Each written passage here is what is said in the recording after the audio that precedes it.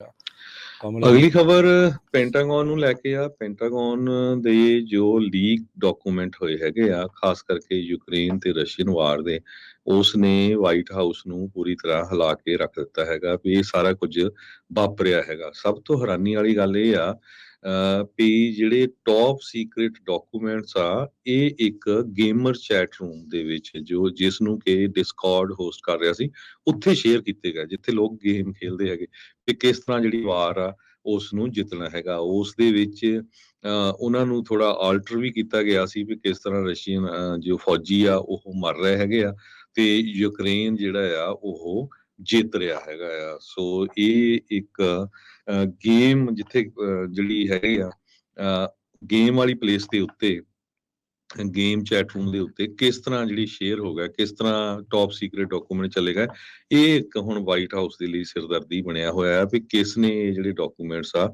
ਉਹ ਲੀਕ ਕੀਤੇ ਹੈਗੇ ਆ ਤੇ ਉਹ ਬਾਹਰ ਪਬਲਿਕ ਦੇ ਵਿੱਚ ਚਲੇ ਗਏ ਹੈਗੇ। ਜੀ ਬਿਲਕੁਲ, ਦੇਖੋ ਬੜੀ ਅਚੰਭੇ ਵਾਲੀ ਜਿਹੜੀ ਇਹ ਗੱਲ ਆ ਵੀ ਜਿੱਥੇ ਗੇਮ ਦੀ ਡਿਸਕਸ਼ਨ, ਜਿਹੜੀ ਵੀਡੀਓ ਗੇਮ ਦੀ ਡਿਸਕਸ਼ਨ ਚੱਲ ਰਹੀ ਸੀ, ਉਹ ਵਾਲੇ ਇੱਕ ਚੈਨਲ ਦੇ ਉੱਤੇ ਜਿਹੜਾ ਡਿਸਕੌਰਡ ਇੱਕ ਐਪ ਆ ਉਹਦੇ ਉੱਤੇ ਜਿਹੜੇ ਗੱਲਾਂ ਕਰਦੇ ਹੁੰਦੇ ਆ, ਉੱਥੋਂ ਇਹ ਜਿਹੜੀ ਪੋਟੈਂਸ਼ਲੀ ਜਿਹੜਾ ਲੀਕ ਹੋਇਆ ਆ।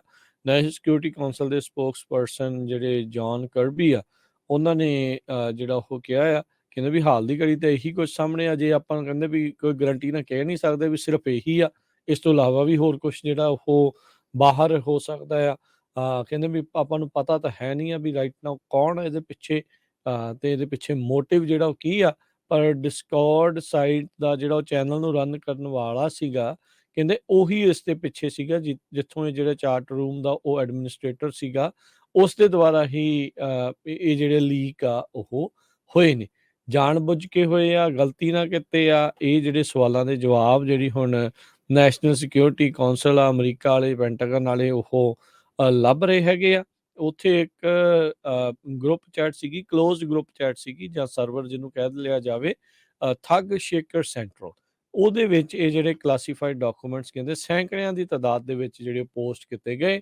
ਰਸ਼ੀਅਨ ਜਿਹੜੀ ਯੂਕਰੇਨ ਦੇ ਉੱਤੇ ਇਨਵੇਜਨ ਹੋਈ ਆ, ਉਸ ਦੇ ਆਰਗੂਮੈਂਟਸ ਨੂੰ ਜਿਹੜਾ ਉਹ ਲੈ ਕੇ ਕਹਿੰਦੇ ਵੀ ਉਹਦੇ ਵਿੱਚ ਜਿਹੜੇ ਰੀਸੈਂਟ ਡਾਕੂਮੈਂਟਸ ਆ ਫਰਵਰੀ ਮਾਰਚ ਦੇ ਜਿਹੜੇ ਆ ਉਹ ਨਜ਼ਰ ਆਏ ਸੀਗੇ।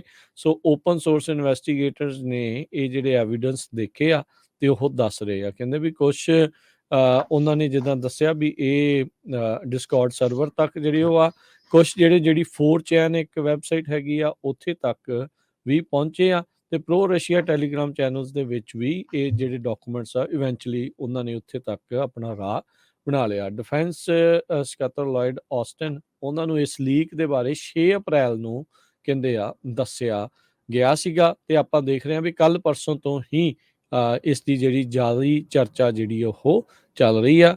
ਜਿਸ ਸਰਵਰ ਦੇ ਉੱਤੇ ਜਿਹੜਾ ਹਰਜੋਤ ਸਿੰਘ ਜੀ ਇਹ ਲੀਕ ਹੋਏ ਆ, ਉੱਥੇ ਕਹਿੰਦੇ ਵੀ ਥੋੜੇ ਹੀ ਲੋਕ ਸੀਗੇ, ਵੀਕ ਐਕਟਿਵ ਯੂਜ਼ਰ ਸੀਗੇ, ਜਿਹੜਾ ਆਪਣਾ ਇੰਟਰਸਟ ਸ਼ੇਅਰ ਕਰਦੇ ਸੀਗੇ ਉਸ ਵੀਡੀਓ ਗੇਮ ਨੂੰ ਜਿਹੜਾ ਉਹ ਲੈ ਕੇ, ਤੇ ਉੱਥੇ ਇਹ ਜਿਹੜੇ ਸੈਂਕੜੇ ਦਸਤਾਵੇਜ਼ ਆ ਲੀਕ ਹੋਏ ਆ। ਸੋ ਇਹ ਹੁਣ ਦੇਖਣਾ ਹੈਗਾ ਵੀ ਨਾਮ ਕੀ ਆ, ਅਸਲ ਬੰਦੇ ਕੌਣ ਆ, ਕਿੱਥੋਂ ਜਿਹੜਾ ਇਹ ਪੂਰੀ ਲੀਕੇਜ ਆ ਇਸ US ਇੰਟੈਲੀਜੈਂਸ ਫਾਈਲਸ ਦੀ ਜਿਹੜੀ ਹੋਈ ਆ।